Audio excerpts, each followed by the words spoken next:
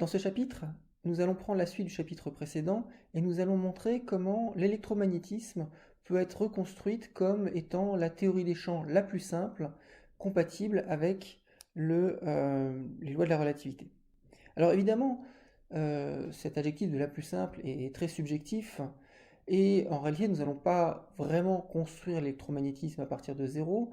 Ce que nous allons plutôt montrer, c'est que à partir de règles relativement simples, nous allons pouvoir construire une théorie des champs dont nous allons montrer qu'elle est compatible avec ce que l'on sait de l'électromagnétisme classique, c'est-à-dire les équations de Maxwell.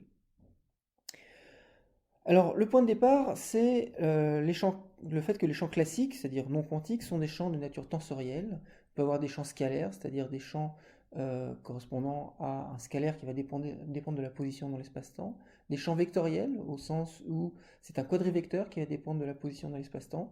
Des champs correspondant à des tenseurs de rang 2, etc., etc.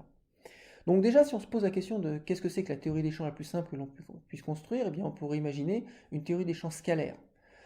C'est ce qui avait été fait notamment par Nordström lorsqu'il avait tenté de rendre la gravité, la théorie de la gravité de Newton, compatible avec les lois de la relativité d'Einstein juste après 1905. Néanmoins, il s'avère que cette théorie n'est pas en accord avec l'expérience et a donc dû être abandonnée.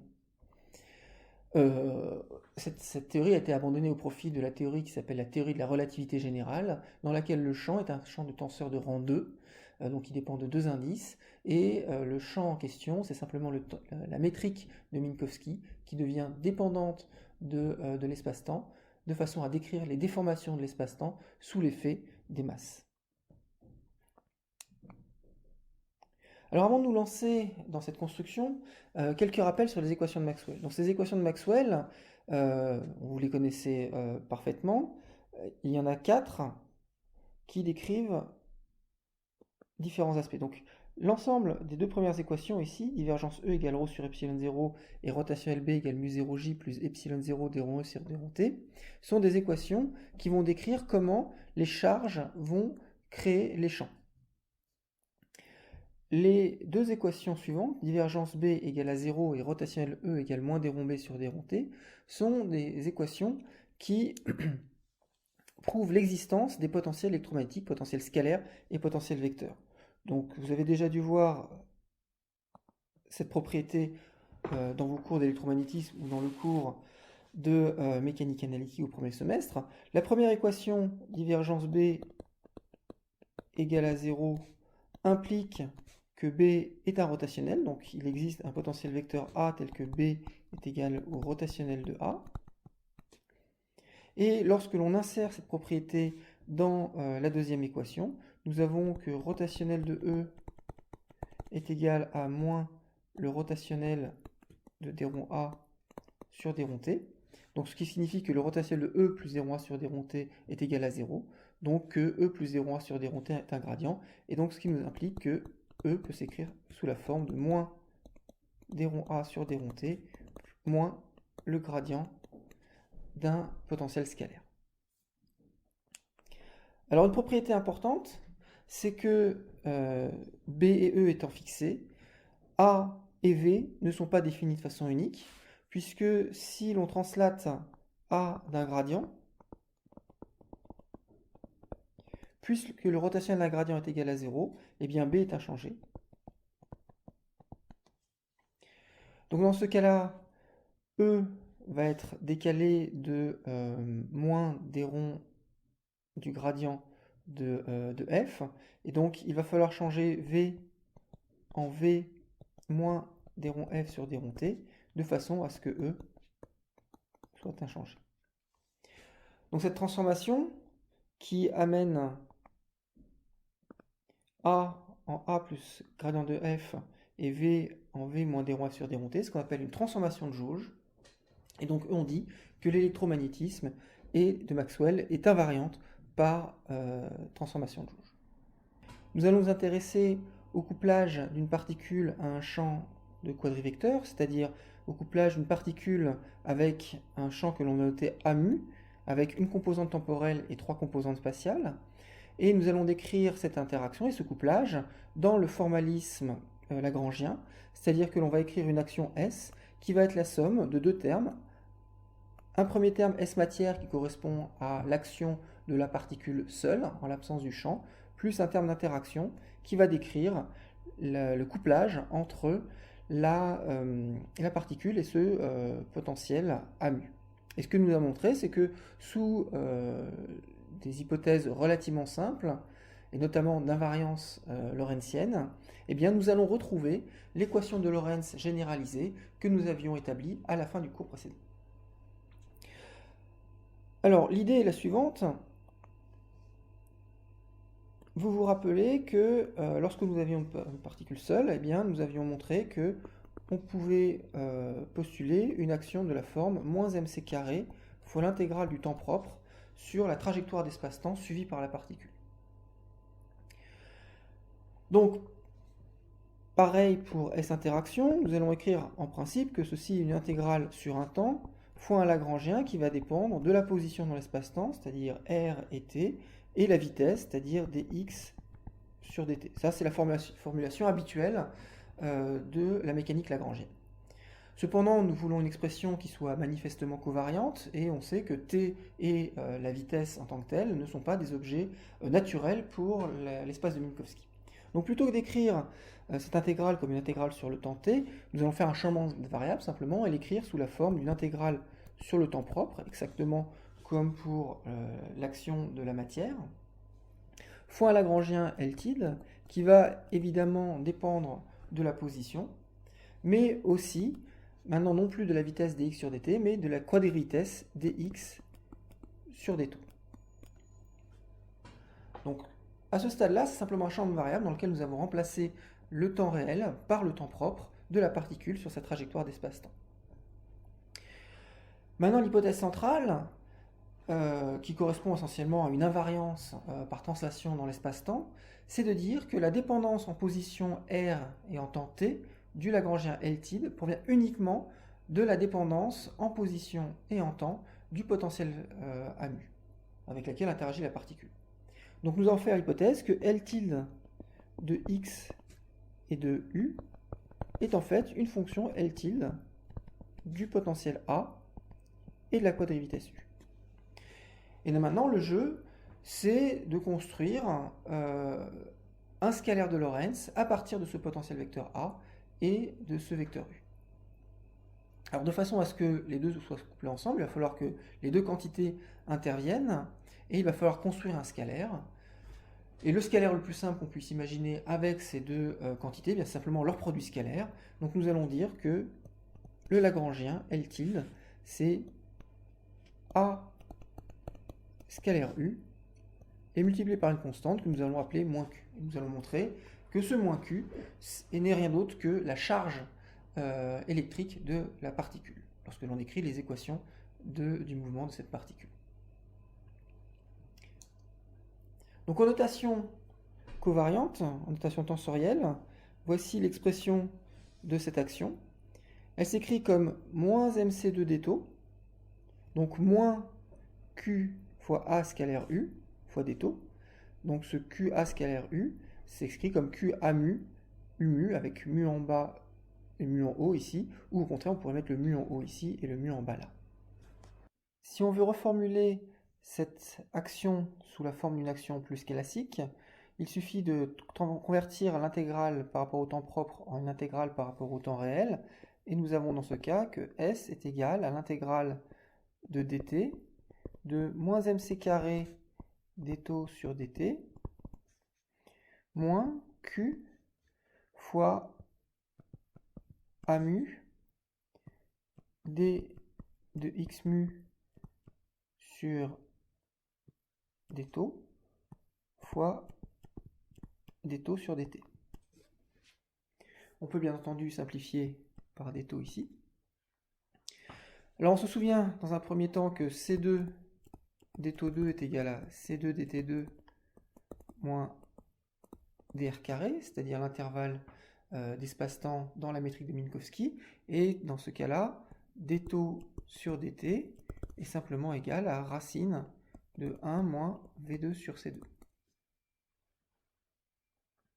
Par ailleurs, si on écrit explicitement le produit scalaire, nous avons que dx mu sur dt, donc c'est un quadrivecteur qui a pour coordonnées, eh bien, c'est dt sur dt et dr sur dt, c'est-à-dire la vitesse ici et c là.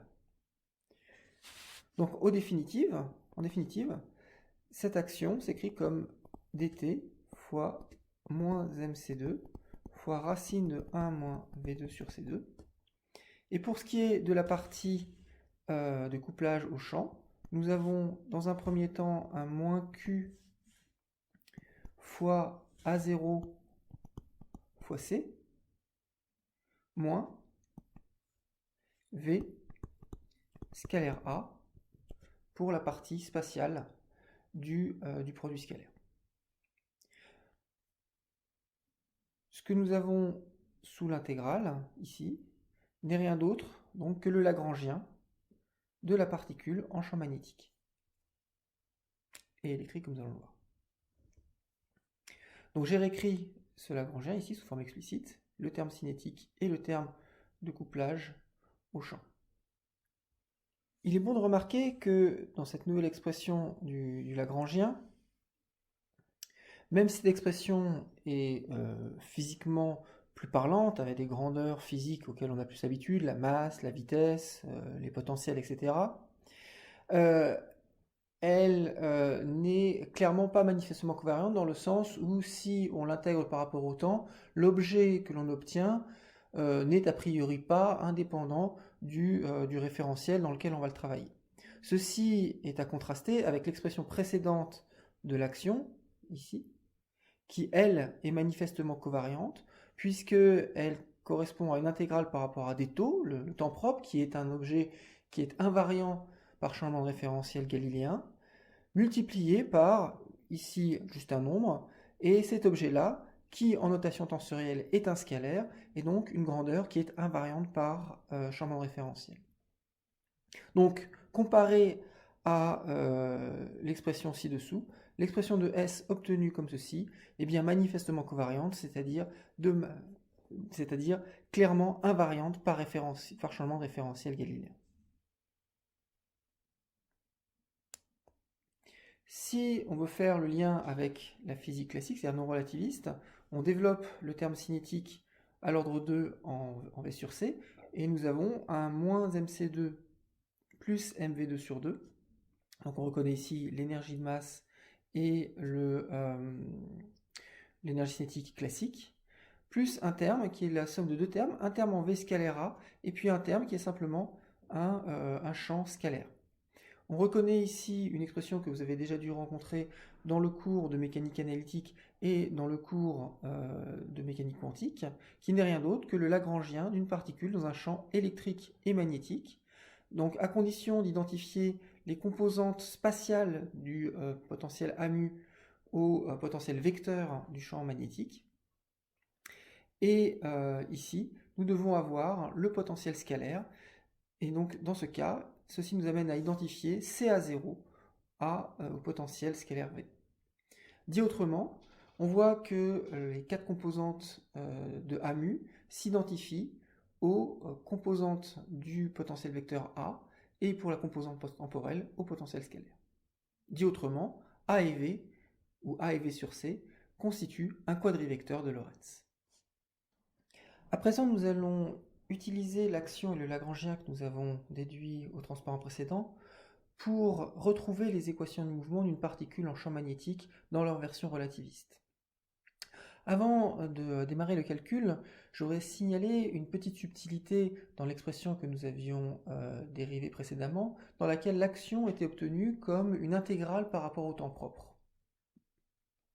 Ceci est en fait un petit peu différent de ce que l'on fait d'habitude, où, je vous le rappelle, l'action est définie comme étant une intégrale par rapport au temps réel du Lagrangien, puisque lorsque l'on compare deux trajectoires d'espace-temps, dont on compare les actions que l'on veut minimiser, et bien par définition, le point de départ et le point final de ces deux trajectoires dans l'espace-temps, à la fois en position et en temps, sont identiques. Donc les bornes d'intégration en temps, notamment, sont les mêmes que l'on considère le chemin rouge ou le chemin bleu. Lorsque l'on intègre par rapport au temps propre, eh bien, ce n'est plus le cas, puisque le temps propre mis pour parcourir la trajectoire rouge et la trajectoire bleue sont en général différents. On sait par exemple que on maximise le temps propre lorsque la trajectoire qui va du point initial au point final est une droite dans l'espace-temps. Pour contourner ce problème, eh bien, on ne doit pas écrire l'action comme une intégrale par rapport au temps propre, mais nous allons utiliser un paramétrage arbitraire que l'on note ici S, dont on impose une seule condition, c'est qu'il commence toujours à 0 pour tous les chemins que l'on va considérer, et il finit toujours à une valeur grand T qui est la même pour tous les chemins, donc ici le chemin rouge et le chemin bleu. Donc par exemple, on peut prendre grand T égale 1, c'est souvent la convention que l'on prend en mathématiques, mais on pourrait choisir n'importe quelle valeur grand T du moment que ce soit la même pour tous les chemins que l'on considère. Avec cette nouvelle paramétrisation, eh bien, l'action S se met sous cette forme-ci, donc une intégrale sur des petits s, de 0 à grand T, de moins mc carré d taux sur ds, moins q de a mu dx mu sur ds. C'est exactement le même genre d'expression que nous avions obtenu lorsque nous avions considéré pour la variable s le temps réel, petit t, pour écrire le lagrangien relativiste. Mais ici, donc, c'est une version plus générale avec un paramétrage s quelconque. Donc nous partons de l'expression de l'action invariante de Lorentz, S égale moins mc carré d taux sur ds moins q de a mu dx mu en haut sur ds fois ds. Alors, je vous rappelle que l'élément de temps propre est rien d'autre que la distance dans l'espace-temps selon la maîtrise de Pliskowski, et donc nous avons que C2 d taux 2 est égal à dx carré est égal à dx mu fois dx mu. Et par ailleurs, dans la suite, on notera que x.mu, c'est simplement dx mu sur ds, la vitesse par rapport à ce nouveau paramètre s. Donc ceci fait, nous voyons que l'action se met sous la forme moins mc2 fois racine de x.mu divisé par c, moins q de a mu fois x.mu fois ds. Et donc ce que l'on va faire, c'est que l'on va faire varier le chemin x mu qui dépend de s en x mu de s plus un delta x mu de s, et l'on veut que la variation de l'action à l'ordre 1 en delta x mu s'annule. Donc ce delta s va s'écrire de la façon suivante. Nous allons avoir une intégrale sur ds. Donc on commence par différencier le terme cinétique. Donc nous avons un 2 racine de x.mu fois delta de x.mu fois x.mu en bas plus x.mu en haut delta de x.mu en bas moins q de delta de x.mu a mu moins q de x.mu delta de a mu. Alors ce delta de a mu, sa variation provient du fait que a mu dépend des coordonnées spatio-temporelles. Donc nous avons a mu qui va dépendre des coordonnées x nu. Je mets un indice différent pour les positions puisque ça correspond aux 4 coordonnées de l'espace-temps où l'on mesure le champ a mu. Donc lui il est transformé en a mu de x nu plus delta x nu. Et donc si on utilise un développement de Taylor, ceci s'écrit explicitement a mu de x nu plus en principe la somme sur nu de d rond a mu sur d rond x nu fois delta de x nu. Mais comme on utilise les notations d'Einstein, en fait la somme ici est inutile puisque on somme sur des indices nus qui sont covariants et contravariants. Et donc finalement on obtient pour la variation de l'action à l'ordre 1 delta S égale l'intégrale sur ds. Donc nous avons un moins mc sur 2 racine de x point mu comme cela, fois x point mu delta x point mu en haut, plus x point mu en haut delta x point mu en bas, moins q de a mu delta x point mu, moins q des ronds nus a mu, fois delta x nu, fois x point. Alors cette expression appelle deux commentaires. Le premier concerne ces deux termes, qui sont en fait identiques, puisqu'il s'agit du produit scalaire de x point mu avec sa variation, delta x point mu, et pareil, x point mu avec sa variation, puisqu'on sait qu'en utilisant le tenseur métrique, on peut abaisser et remonter cet indice-là. Donc ces deux quantités-ci sont identiques. Donc en réalité, nous avons deux termes identiques, et donc nous allons éliminer celui-ci au profit d'un facteur 2 qui va nous permettre d'éliminer les facteurs 2 qui sont là. Donc le deuxième point correspond au fait que les variations ici correspondent à des variations de la coordonnée nu du vecteur, ici la coordonnée mu, et ici la coordonnée mu. Pour homogénéiser ces notations, on remarque à la fois ici et là, on somme en fait sur l'indice mu, et donc mu est un indice mu de sommation. Donc on peut le renommer à notre guise, et donc dans ces termes-là, nous allons simplement le renoter nu. Donc ici, nous allons mettre un nu et un nu, ici un nu et un nu. Pour finir, il faut se souvenir que lorsque l'on effectue un calcul de variation, c'est la variation par rapport à la position et pas par rapport à la vitesse qui est importante, donc c'est delta x nu qui est important et pas delta x point nu.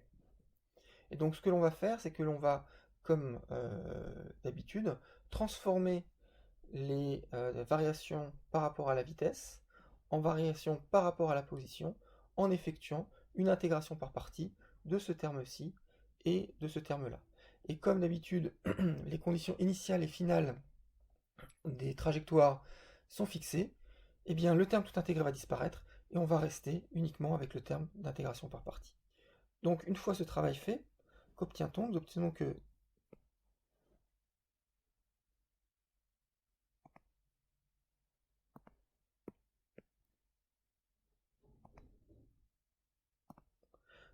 une fois ce travail fait, qu'obtient-on? Eh bien on obtient que la variation de l'action, delta S, c'est l'intégrale de ds fois delta x nu, donc, fois d sur ds de mc, racine de x point mu,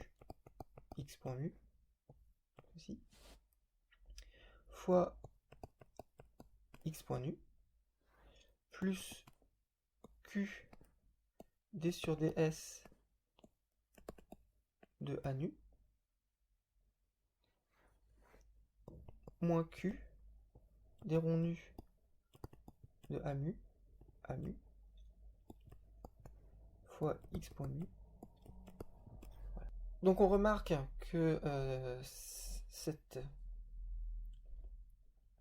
expression doit s'annuler quel que soit le déplacement delta x nu. Ceci signifie que le terme ici doit être identiquement nul. Et donc pour chaque valeur de nu, on obtient une équation de L'Euler-Lagrange que nous allons pouvoir nous écrire de la façon suivante.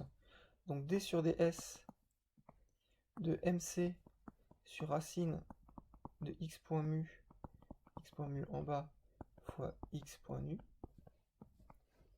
plus q d de a nu sur ds, moins q des ronds nus de a mu x point mu est égal à 0. Il nous reste encore deux étapes pour aboutir à l'équation finale. Donc la première, c'est de se souvenir que le choix de S pour le moment est arbitraire. Or, ce que nous allons faire, c'est maintenant choisir un S qui va simplifier nos équations, et le S que nous allons prendre, c'est simplement le temps propre sur la trajectoire optimale que l'on suit. Donc je vous rappelle que initialement on avait un problème qui était qu'à chaque fois que l'on changeait de trajectoire, eh bien le temps propre variait. Ici maintenant on est sur une trajectoire qui est bien déterminée, c'est la trajectoire optimale, et nous décidons de paramétrer cette trajectoire optimale à l'aide de simplement de son temps propre, en utilisant le fait que les équations ou la trajectoire géométrique euh, est indépendante de la façon dont on la paramétrise. Ce qui signifie en particulier que le terme en racine de x.mu en bas, eh bien, c'est simplement c fois des taux sur des taux, et donc c'est égal à c. Donc le premier terme de notre équation va s'écrire m d sur des taux de x.nu, donc ici x.nu devient la quadrivitesse, plus q d sur ds de a nu moins q fois d rond nu de a mu fois dx mu sur des taux, égale à 0. Donc il nous reste à traiter le terme en d rond a nu sur d rond s. La dépendance en s provient du fait que a nu est une fonction des positions x mu qui dépendent elles-mêmes de s, et donc d sur ds de a nu de x mu, si on utilise le théorème des fonctions composées, c'est simplement la somme sur tous les mu de d de x mu sur ds fois la dérivée de a nu par rapport à x mu. Donc on remarque que comme précédemment, on fait une somme sur des indices convariants et contravariants, ici mu, donc ce qui signifie que, d'après la notation d'Einstein, en fait la somme, ici une somme est inutile, et on peut écrire ceci comme finalement d rond mu a nu fois x point mu.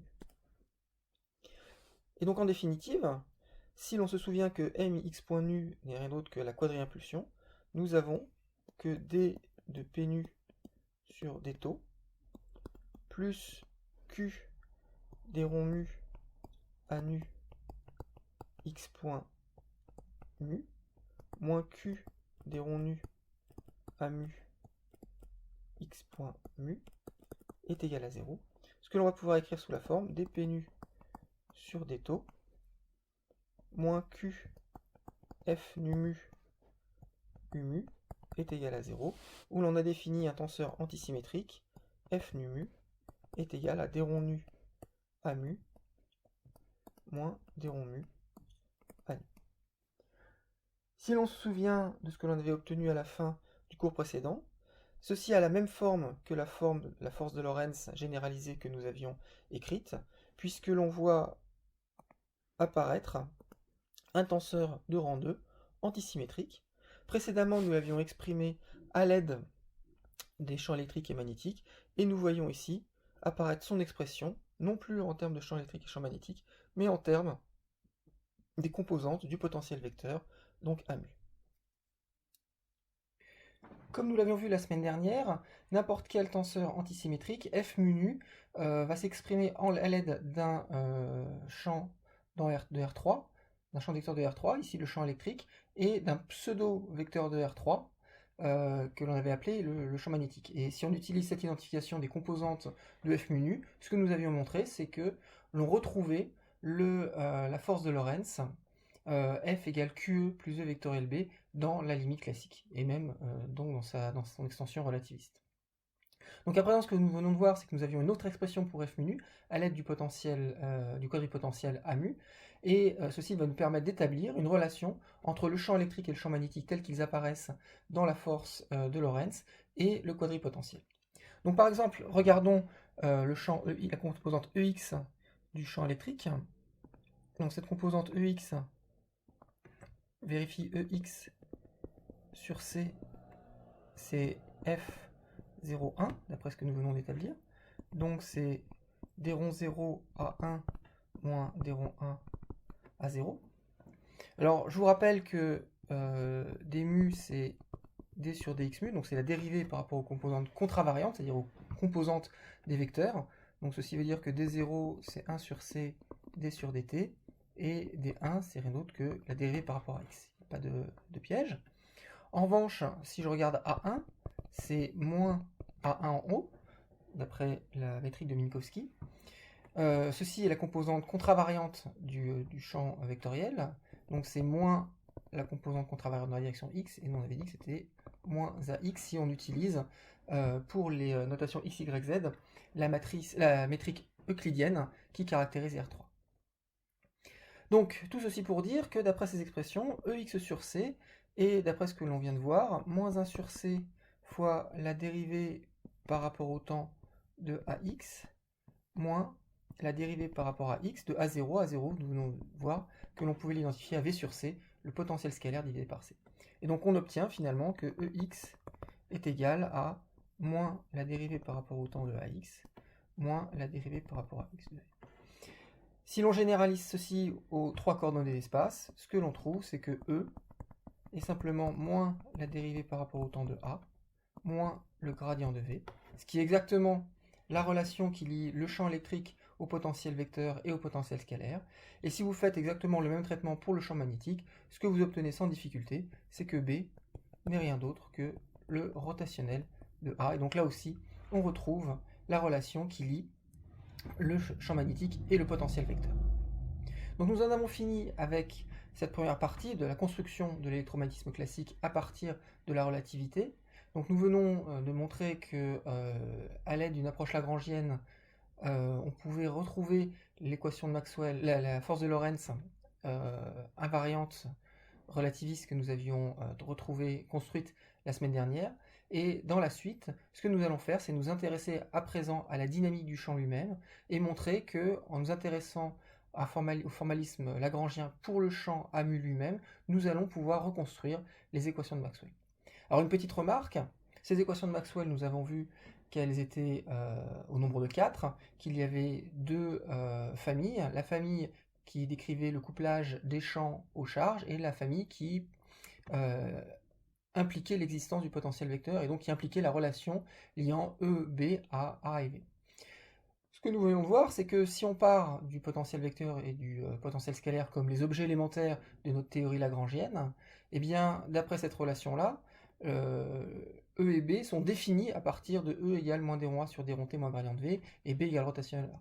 Ce qui fait que comme E et B sont définis de cette façon-ci à partir de A et V, les deux dernières équations de Maxwell, donc divergence B égale à 0, et rotationnel de E égale moins d rond B sur d rond T, sont automatiquement satisfaites. Donc ce qu'il nous restera à faire, c'est de montrer comment dériver à partir d'une approche lagrangienne les deux premières équations de Maxwell, donc divergence E égale ρ sur epsilon 0 et rotationnel B égale mu 0j plus 1 sur C2 dE sur dt.